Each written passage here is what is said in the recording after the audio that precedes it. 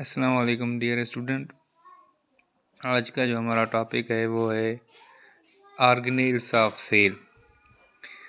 Organelles of cell जैसे कि आपको पता है माइटोकॉन्ड्रिया है, गोल्गी बॉडी, राइबोसोम और ग्लाइसोम है, न्यूक्लियस है। ये सेल के ऑर्गेनेल्स है और जिसमें सारे ऑर्गेनेल्स के अलावा जो मेन ऑर्गेनेल है सेल का वो है न्यूक्लियस। न्यूक्लियस जैसे कि हम अपने बॉडी के हिस्से पार्ट को, ब्रेन को एक कंट्रोल सेंटर कहते हैं, ऐसे ही हम न्यूक्लियस को कंट्रोल सेंटर कहते हैं किसका, सेल का। जैसे हमारे बॉडी के ऊपर सारी एक्टिविटीज़ हमारा ब्रेन कंट्रोल करता है, जैसे कि फंक्शंस है हमारी like heart beat, breathing rate, kidney working and liver working, and also physically functions such as movements of arm, movements of legs and movements of face। ऐसे ही हमारे जैसे बॉडी में ब्रेन कंट्रोल सेंटर है, ऐसे ही हमारे cell के अंदर जो है वो एक कंट्रोल सेंटर है जिसको हम न्यूक्लियस कहते हैं। अभी हम स्टार्ट कर रहे हैं सेल न्यूक्लियस न्यूक्लियस क्या है बेटा?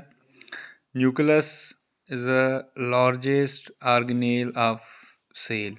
न्यूक्लियस को हम लार्जेस्ट ऑर्गेनेल कहते हैं किसका, सेल का, क्योंकि सेल के जो भी एक्टिविटीज़ है वो सारी कौन कंट्रोल करता है, न्यूक्लियस कंट्रोल करता है। जैसे कि प्रोटीन फार्मेशन हो गई और प्रोटीन फार्मेशन हो गई, जैसे कि एनर्जी फार्मेशन हो गई, एटीपी एनर्जी, तो वो भी सेल के अंदर जो है वो उसको कंट्रोल कौन करता है, न्यूक्लियस करता है।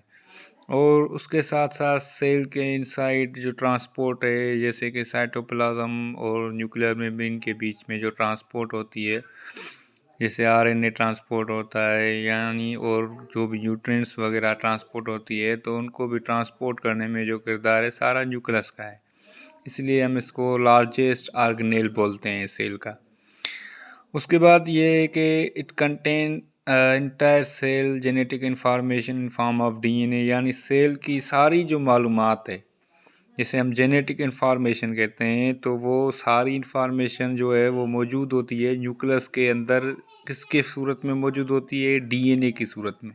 इसकी सूरत में, डीएनए की सूरत में होती है। और उसके बाद जो कह रहे हैं यहाँ बता रहा है कि due to nucleus presence occur difference between prokaryotes and eukaryotes, यानी न्यूक्लियस की मौजूदगी के बेसिस पे हम प्रोकैरियोट्स और यूकैरियोट्स में फ़र्क करते हैं। जैसे कि जो कंप्लीट न्यूक्लियस कंटेन करते हैं हम उसको यूकैरियोट्स कहते हैं, और जो अनकम्प्लीट न्यूक्लियस होता है जिसमें उनको हम प्रोकैरियोट्स कहते हैं। जैसे कि बैक्टीरिया, साइनोबैक्टीरियाज, तो वो क्या है, प्रोकैरियोट्स है। और जैसे कि हम इंसान है और दूसरे एनिमल्स हैं तो वो क्या है, यूकैरियोट्स है, क्योंकि उनमें न्यूक्लियस कंप्लीट होता है। तो हम न्यूक्लियस की मौजूदगी के बेसिस पे भी यूकैरियोट्स और प्रोकैरियोट्स में फ़र्क कर सकते हैं। उसके बाद कंपोजिशन मीन्स जो न्यूक्लियस है वो किस चीज़ से मिलकर बना होता है। तो न्यूक्लियस जो है वो कंपोज होता है फास्फोलिपिड्स मेम्ब्रेन का, यानी 2 फास्फोलिपिड्स मेम्ब्रेन्स होती हैं। जैसे कि हमने पढ़ा था सेल मेम्ब्रेन में फास्फोलिपिड्स मेम्ब्रेन होते हैं, फास्फोलिपिड्स यानी हाइड्रोफोबिक एंड हाइड्रोफिलिक। तो इसमें भी फास्फोलिपिड्स की मेम्ब्रेन होती है जिसको हम कहते हैं न्यूक्लियर इन्वेलोप या न्यूक्लियर मेम्ब्रेन कहते हैं। जैसे कि मैंने यहाँ पे फिगर ड्रा किए, तो ये आपको नज़र जो आ रही है, ये वाली, ये जो है वो न्यूक्लियर मेम्ब्रेन है। ये सारी की सारी न्यूक्लियर मेम्ब्रेन है जो ब्लैक कलर की नज़र आई है। इसको हम न्यूक्लियर इन्वेलोप भी कह सकते हैं या न्यूक्लियर मेम्ब्रेन भी कह सकते हैं, जो फास्फोलिपिड्स की 2 मेम्ब्रेन से मिलकर बनी होती है। उसके बाद हम फंक्शन पढ़ेंगे न्यूक्लियर इन्वेलोप यानी न्यूक्लियर मेम्ब्रेन की। तो न्यूक्लियर मेम्ब्रेन का काम क्या होता है, तो यहाँ पे मैं आपको समझा देता हूँ फिगर में। तो न्यूक्लियर मेम्ब्रेन जो होती है बेटा, उनमें एक स्मॉल पोर्स होते हैं जिसको हम न्यूक्लियर पोर्स कहते हैं। ये वाले जो है, ये न्यूक्लियर पोर्स है। ये इसमें ये यहाँ पे ये जो है ना न्यूक्लियर पोर्स है।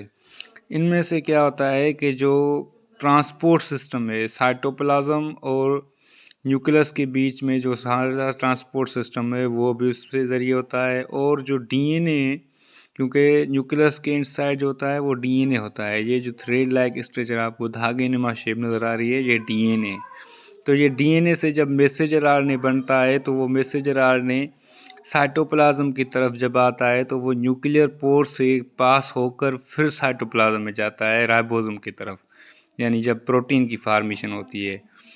और क्या होता है कि जो न्यूक्लियर मेम्ब्रेन है also separate the nucleus from cytoplasm, यानी न्यूक्लियर मेम्ब्रेन का दूसरा काम क्या है कि न्यूक्लियर मेम्ब्रेन जो है वो आल्सो सेपरेट करती है, यानी अलग करती है न्यूक्लियस को साइटोप्लाज्म से। यानी साइटोप्लाज्म से जो न्यूक्लियस अलग है वो किसकी वजह से, न्यूक्लियर मेम्ब्रेन की वजह से। और क्या होता है कि जो न्यूक्लियस है उसके इनसाइड एक फ्लूइड लाइक मटेरियल होता है, लिक्विड होता है, जिसको हम कहते हैं, यानी ये ऐसे लिक्विड होता है, ऐसे लिक्विड होता है जैसे ग्रेन्यूल्स फॉर्म में फ्लूइड कहते हैं, जिसको हम न्यूक्लियोप्लाज्म कहते हैं। यहाँ पे मैंने लिखा है न्यूक्लियोप्लाज्म। और न्यूक्लियस के अंदर जो है एक डीएनए का कंडेंस नेटवर्क होता है जिसको हम न्यूक्लियोलस कहते हैं। क्या कहते हैं? न्यूक्लियोलस। उसके बाद डीएनए जब सेल्स हमारे बॉडी के जब डिवाइड नहीं करते हैं तो जो जेनेटिक मटेरियल है सेल के इनसाइड एक क्रोमेटिन नेटवर्क, यानी एक नेटवर्क की सूरत में एक धागे नुमा शेप में होता है जिसको हम क्रोमेटिन नेटवर्क कहते हैं। ये वाला ये डीएनए जो है सारा क्रोमेटिन नेटवर्क फॉर्म होता है। क्योंकि जब सेल डिवाइड नहीं करते हैं तो ऐसे होता है, मैंने ऐसे शेप बनाई है, ये धागे नुमा शेप, जैसे हमने मियोसिस में पढ़ी थी लेप्टोटेन स्टेज में। तो जब क्रोमोसोम जब सेल डिवाइड करते हैं तो ये इस स्ट्रक्चर से इसमें तब्दील हो जाते हैं, यानी एक सारा क्रोमोसोम बन जाता है। तो ये हमारा था आज का टॉपिक न्यूक्लियस पे। अगर कोई समझ में नहीं आई हुए पॉइंट तो आप कमेंट में पूछ सकते हो। खुदा हाफिज़।